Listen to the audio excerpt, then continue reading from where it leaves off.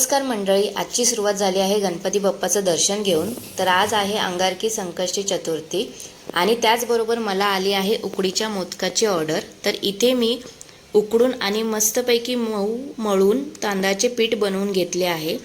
त्याचबरोबर इकडे मोदकात भरण्यासाठी सारण बनवले आहे।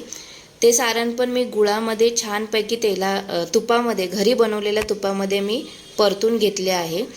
आणि मोदक बनवताना तुपाची गरज लागते, त्यामुळे वाटीमध्ये थोडेसे तूप घेतले आहे, जेणेकरून मोदक बनवताना ते हाताला चिकटणार नाही आणि मला पातकीच्या ज्या चुन्या असतात ते छानपैकी मला करता येतील।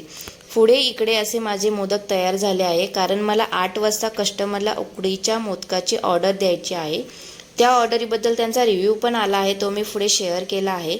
सो तुम्हाला पण उकडीच्या मोदकची ऑर्डर द्यायची असेल तर स्क्रीनवरती दिलेल्या नंबरवर फोन किंवा मेसेज करा। त्याचबरोबर व्हिडिओ आवडला असेल तर लाईक, शेअर आणि सबस्क्राईब करा। थँक्यू।